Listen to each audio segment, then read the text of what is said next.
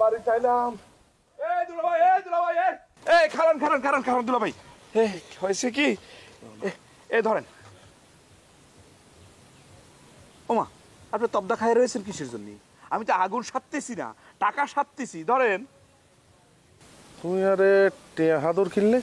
টেকা সারতেছি, সেটার একটা কারণ আছে। আমার জন্য অনেক লোক অপেক্ষা করতেছে, আলকাতরার মুড়ি লাগবে। আপনি একটা দৌড় দিয়ে গিয়ে দুলাভাই মুড়ি আর আলকাতরা দিয়ে আসেন তো।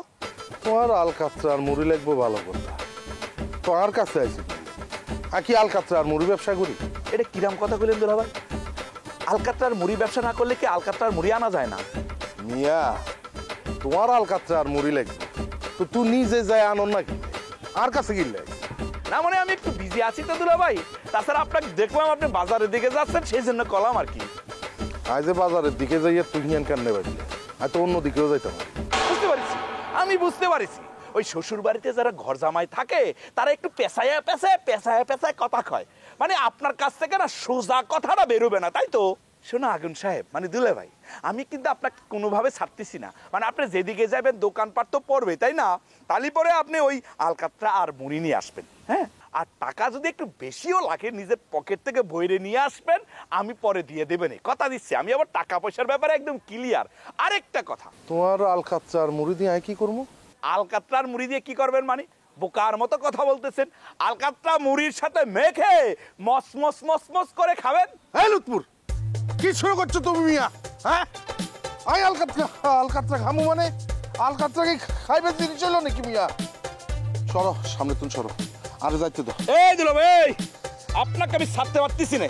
এত সহজ না আমার হাত থেকে ছুটা, বুঝছেন? হয়েছে কি, আপনি আলকাতরার মুড়ি সেটার ব্যবস্থা না করা পর্যন্ত আপনাকে আমি জাতি দিব না। ওরে বাইরে, ওয়ালটন টেলিভিশন মাত্র 25,490 টাকায় পাচ্ছেন গুগল টিভি। কিনলে আনলো গো, অশান্তি শুরু করছো। দেখছো না শরীরে কি আলো, আতিয়ান দিয়ে হচ্ছে কটকটা, ব্যথায় লড়তে মারিয়েন না। হাইয়ার লুলুরা কোন সময় যায় গোড়া হরি যায় গো, ইয়ানের কোনো ঠিক ঠিকানা নাই, ইয়ানের কোনো ঠিক ঠিকানা নাই। শরীর অবস্থা খুবই খারাপ রে ভাই। ও ও, তাই তো তাই তো তাই তো।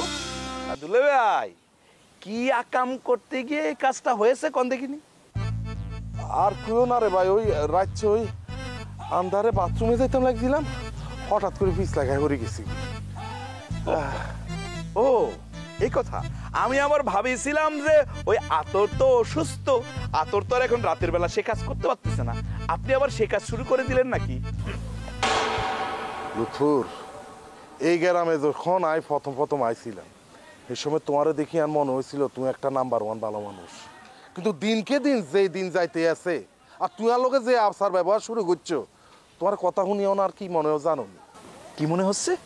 তুই নাম্বার 1 একটা বাটফার, তুই একটা সিটা, তুই একটা হাউল। দুলে ভাই, আপনার এই কথা শোনার পর আপনার কি করতে মন চাচ্ছে জানেন? কি মন চাচ্ছে এই যে আপনার হাতে লাঠিখান আছে না, সেটা কাইরে নিয়ে যদি আপনাকে আমি সাপ পিটা পিটাতে পারতাম তাহলে মনের খায়েসটা আমার মৃত্যু।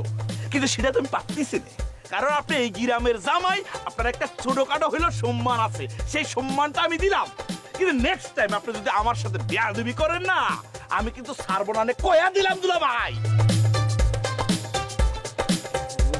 বাচ্চা লুৎফুরিয়া, এই লাঠি দিয়ে হিড়ি তোর আর ডোটি ভাঙি এলাইতাম হাইতাম, কিন্তু সময় খারাপ, কিছু করতে পারিয়েন না। ওয়াল্লা রে, ওয়াল্লা ওয়াল্লা, ও মা, ও মা, ও মা।